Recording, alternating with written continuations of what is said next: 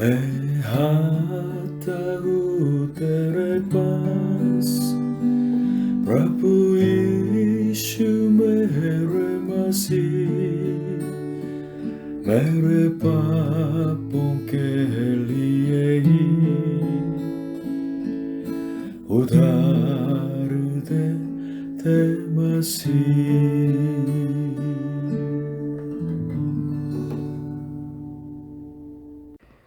प्रभु यीशु मसीह जी आप सभी को आशीष दे। डॉक्टर लेओ बुकाग्लिया ने यह कहा कि love is life, if you miss love you miss life. प्रेम जीवन है, अगर आप प्रेम को खो देते हो तो जीवन को खोते हो। प्रेम दूसरों को सच में सुख बना देता है और सारे दुखों का सामना करता है। प्रेम जिससे प्रेम मिल जाता है तो उसको सुरक्षित रखता है और उसके जीवन को महत्व बना देता है। मेरी माताजी मेरे पिताजी के द्वारा बहुत सताई गई थी, लेकिन अपने बच्चों के भविष्य के लिए उन्होंने सहा लिया है। मेरी माताजी के प्रेम की वजह से हम बच्चे लोग सुरक्षित थे और सचमुच हमारे जीवन अनमोल हो गया।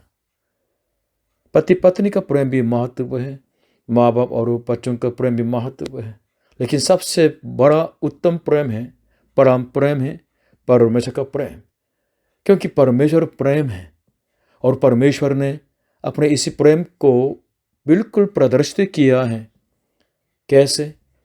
हम पापियों के लिए हमसे प्रेम करके हम पापियों के लिए अपने इकलौते बेटे प्रभु यीशु को इस दुनिया में भेजा और प्रभु यीशु हम पापियों के लिए क्रूस पर तो बलिदान किया गया।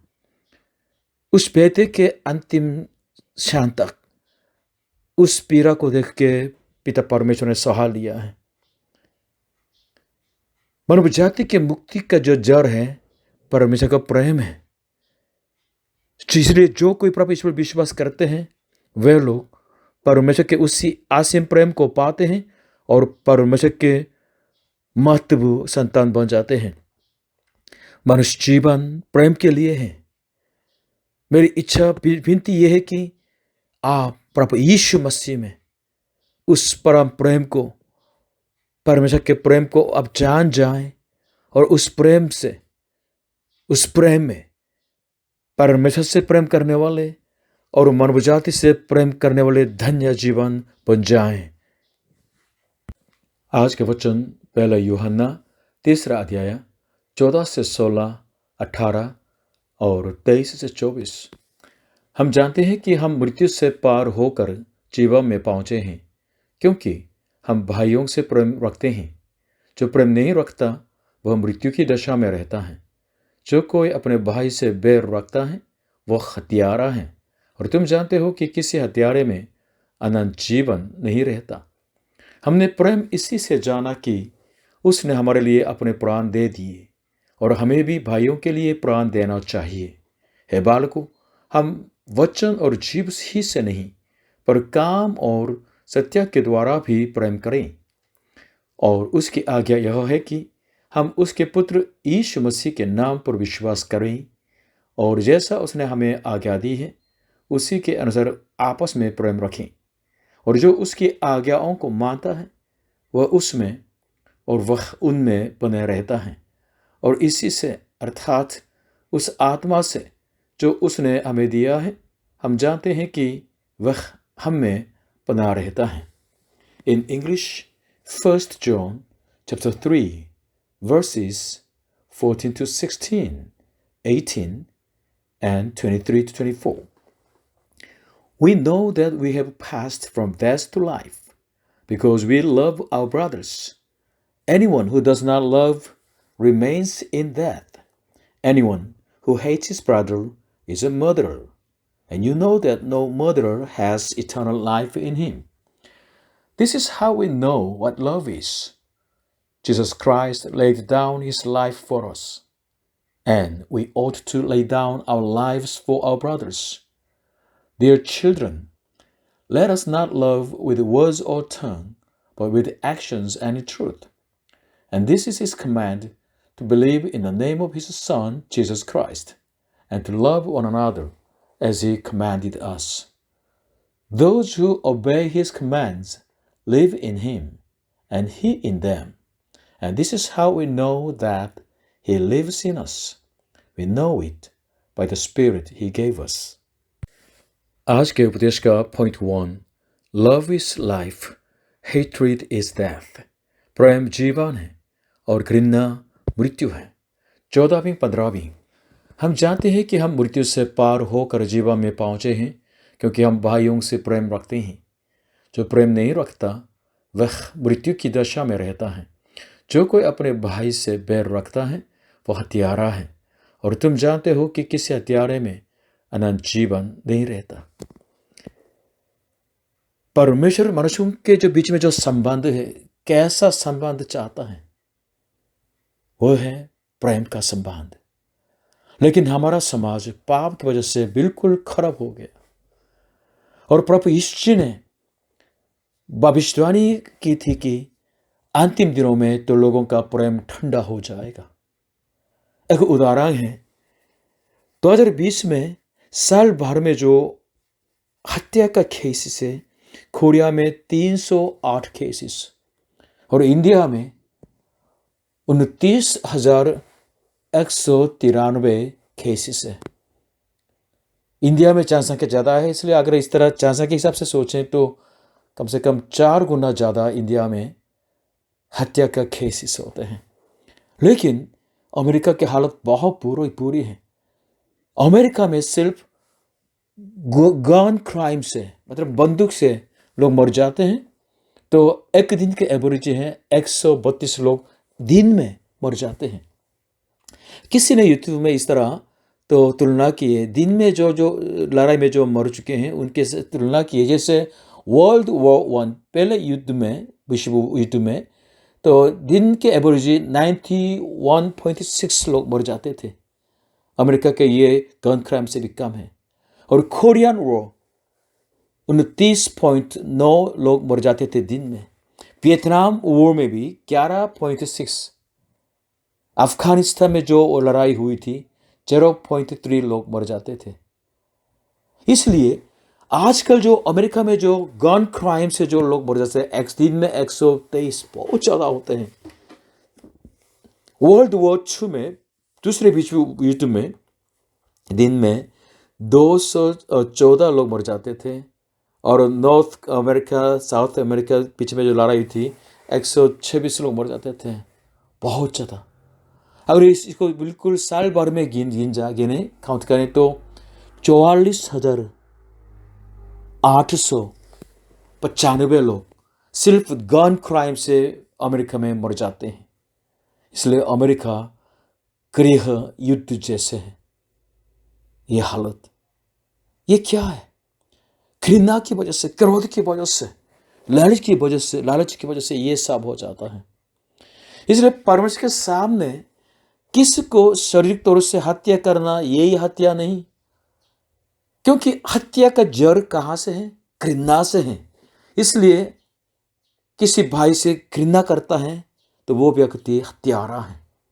और आज के वचन स्पष्ट कहते हैं कि 15वीं पद में, हत्यारे के पास अनंत जीवन नहीं है, उसको शांति नहीं है, मुक्ति नहीं है। इसे हमें जानना है कि घृणा भी पाप है और हमारे दिल को प्रेम से भर देना है, नहीं तो हम पाप में गिर जाएंगे। जो लोग प्रभु यीशु पर विश्वास करते हैं तो वे लोग मृत्यु को पार करके जीवन में, यानी अनंत जीवन में प्रवेश कर चुके हैं, और उनको परमेश्वर का प्रेम मिल जाता है। इसलिए उस जो मुक्ति का परिणाम है, प्रमाण है, विशेष जो चिन्ह होता है, वो क्या है? अपने भाइयों से प्रेम करना। इसलिए अगर अपने भाइयों से प्रेम नहीं करते हैं फिर भी वो कहते हैं कि मैं विश्वासी हूँ, परमेश्वर पर विश्वास करता हूँ, वो झूठा है, धोखा देने वाला होता है, आत्मिक तौर से अभी भी मृतक है। आज के उपदेश का पॉइंट 2, मसीहा का प्रेम हमें विवश करता है। 16वीं और 18वीं। हमने प्रेम इसी से जाना कि उसने हमारे लिए अपने प्राण दे दिए और हमें भी भाइयों के लिए प्राण देना चाहिए। है बालकों, हम वचन और जीभ ही से नहीं पर काम और सत्य के द्वारा भी प्रेम करें। अगर हमारे जीवन में प्रेम नहीं है तो हम कुछ नहीं। जिस जीवन में प्रेम नहीं है, जिस परिवार में प्रेम नहीं है, तो वह नरक ही नरक है। परमेश्वर ने क्यों मनुष्य को बनाया? प्रेम करने के लिए।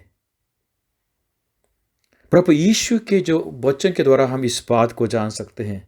एक दिन एक जो व्यक्ति ने प्रभु के पास आके पूछा कि बाइबल के अंदर कौन सी आज्ञा बड़ी है। मत्ती रचित सुसमाचार 22वीं अध्याय 36 से लेकर 40 में, हे गुरु, व्यवस्था में कौन सी आज्ञा बड़ी है? उसने यानी यीशु ने उससे कहा, तू परमेश्वर अपने प्रभु से अपने सारे मन और अपने सारे प्राण और अपनी सारी बुद्धि के साथ प्रेम रख। बड़ी और मुख्य आज्ञा तो यही है, और उसी के समान यह दूसरी भी है कि तू अपने पड़ोसी से अपने समान प्रेम रख।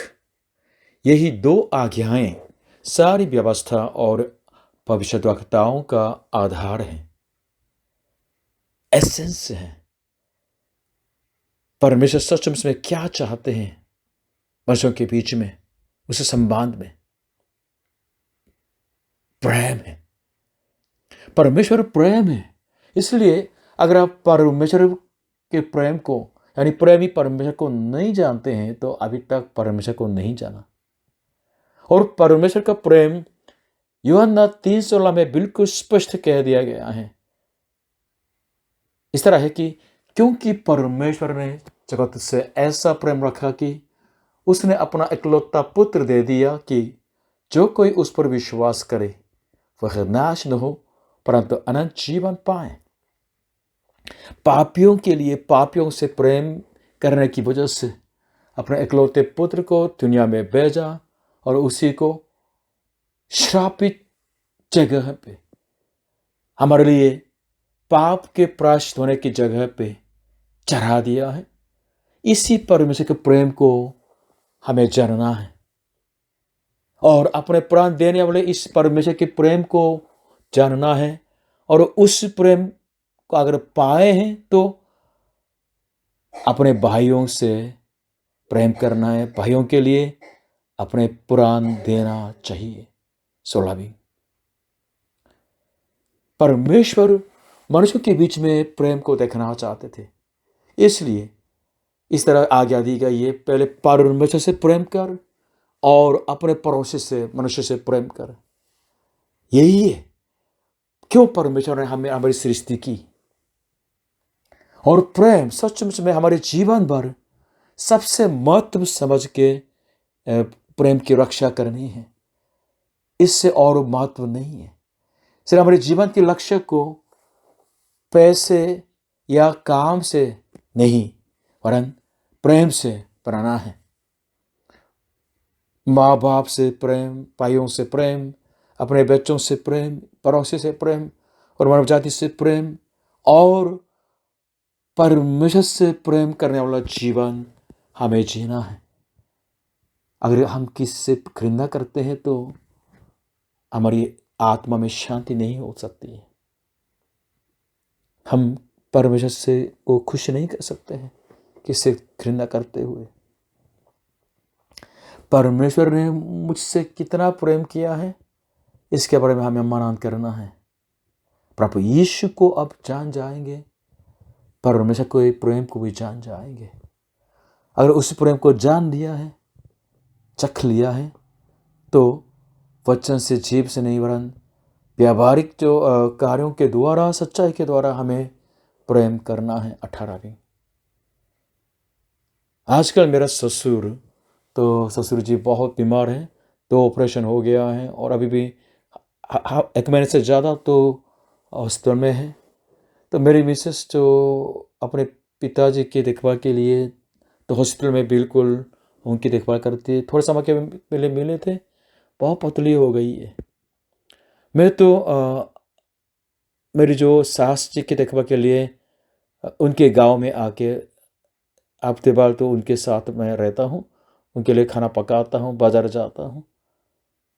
अपनी सास को अपनी माता जी समझते हुए उनकी सेवा करता हूँ और सासू जी के चंगाई के लिए प्रार्थना करता हूँ। हमारा जीवन सच में सिंपल सा है। मेरी मिसेस जब हॉस्टल में बिल्कुल सिंपल सा तो जीवन जीता है। मैं भी बिल्कुल ससुराल में आके इस तरह तो बाजार जाने का, खाना पकाने का, इस तरह सिंपल सा जीवन जीता हूँ। लेकिन ये टाइम हमारे लिए सबसे महत्वपूर्ण टाइम है, क्योंकि हम अपने माँ बाप से तो प्रेम करने वाला जीवन अभी जी रहे हैं। मुक्ति क्या होता है? मुक्ति का परिभाषा क्या है? मुक्ति परमेश्वर के प्रेम को जानना है जो प्रभु यीशु में प्रदर्शित किया गया है, और मुक्ति उसी प्रेम के प्रेरणा से परमेश्वर से और मनुष्यों से प्रेम करना है। आज के उपदेश का पॉइंट 3, यीशु मसीहा और प्रेम 23-24। और उसकी आज्ञा यह है कि हम उसके पुत्र यीशु मसीह के नाम पर विश्वास करें और जैसा उसने हमें आज्ञा दी है उसी के अनुसार आपस में प्रेम रखें। और जो उसकी आज्ञाओं को मानता है वह उसमें और वह उनमें बने रहता है। और इसी से अर्थात उस आत्मा से जो उसने हमें दिया है हम जानते हैं कि वह हम में बना रहता है। परमेश्वर किस बात से प्रसन्न होते हैं? उनके आज्ञाओं का पालन करने से। इसलिए हमें दिन प्रतिदिन बाइबल पढ़ना है, बाइबल पर मनन करना है और उसी के अनुसार जीवन जीना है। एक अच्छा उदाहरण है पहला शमूएल 15वें अध्याय 22 से 23। शमूएल ने कहा, क्या यहोवा होम बलियों और मेल बलियों से उतना प्रसन्न होता है जितना कि अपनी बात के माने जाने से प्रसन्न होता है? सुन, मानना तो बलि चढ़ाने और कान लगाना मेढ़ों की चर्बी से उत्तम है। देख, बलवा करना और भाभी कहने वालों से पूछना एक ही समान पाप है, और हट करना मृतों और गृह देवताओं की पूजा के तुल्य है, यानी पाप है। तूने जो यहोवा की बात को तुच्छ जाना, इसलिए उसने तुझे राजा होने के लिए तुच्छ जाना है। इसराइल का पहले राजा था शाऊल। उसने यहोवा परमेश्वर के वचन को तोड़ दिया है, इसलिए परमेश्वर ने उसको राजा पद से हटा दिया है। उसके जीवन श्रापित हो गया। यहां से हम सीखते हैं कि परमेश्वर पर विश्वास करना क्या है।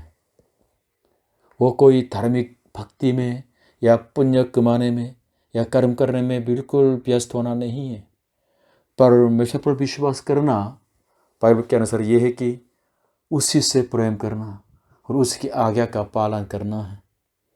क्या आप परमेश्वर से प्रेम करते हैं? मतलब क्या आप परमेश्वर के वचन का पालन करते हैं, उनकी आज्ञाओं का पालन करते हैं? परमेश्वर की आज्ञा क्या है? अगर ये पूछेंगे तो आज के वचन 23 पद में बताते हैं कि प्रभु यीशु मसीह पर विश्वास करना और एक दूसरे से प्रेम करना। अगर कोई परमेश्वर के पास मानते हैं तो वो परमेश्वर में बने रहता है और परमेश्वर उनमें बने रहता है। जो लोग परमेश्वर के वचन को मानते हैं, उनका पालन करते हैं और परमेश्वर उनके बीच में एकता हो जाती है। 24 पद बताती है। इसलिए हमें बाइबल पढ़ना है, बाइबल को सीखना है, बाइबल पर मनन करना है ताकि हम परमेश्वर की इच्छा को जाने और आज्ञाकारी बन जाए। जो लोग प्रभु ईश्वर विश्वास करते हैं तो उनके अंदर पवित्र आत्मा वास करते हैं और पवित्र आत्मा इस एकता को समझाते हैं उनको। पवित्र आत्मा परमेश्वर हमारे बीच में बने रहता है और हमें परमेश्वर की उपस्थिति को अनुभव करने देता है। आज के वचन का उपदेश का निष्कर्ष कंक्लूजन है याद रखिएगा कि परमेश्वर प्रेम है और आपके जीवन प्रेम के लिए है। इसलिए प्रेम को जीवन समझना है। Regard love as life. और व्यावहारिक तौर से प्रेम करने वाला जीवन जीना है। अगर हमें प्रेम की कमी महसूस होती है तो हमें मनन करना है, उस परमेश्वर के प्रेम पर मनन करना है जिसने अपने इकलौते को पापियों के लिए क्रूस पर बलि चढ़ा दिया है, और पापियों के लिए अपने प्राण देने वाले प्रभु यीशु मसीह के प्रेम पर मनन करना है और प्रार्थना करना है कि हे परमेश्वर, मेरे सूखे दिल में आपके प्रेम की धाराएं बहने दे। इस तरह हम प्रार्थना करें। अगर हम सच्चे दिल से प्रभु यीशु पर विश्वास करते हैं, हम परमेश्वर के प्रेम को जान जाते हैं और वो प्रेम आपको सृष्ट करते हैं, आपको महत्व बना देता है और वो प्रेम आपके अंदर भरपूर हो जाता है, उमड़ने लगता है, ताकि दूसरे लोगों को भी परमेश्वर का वो प्रेम मिल जाए। इस तरह जीवन जीने वाले धन्य लोग बन जाएं। प्रभु यीशु मसीह आप सभी को आशीष दें। आमीन।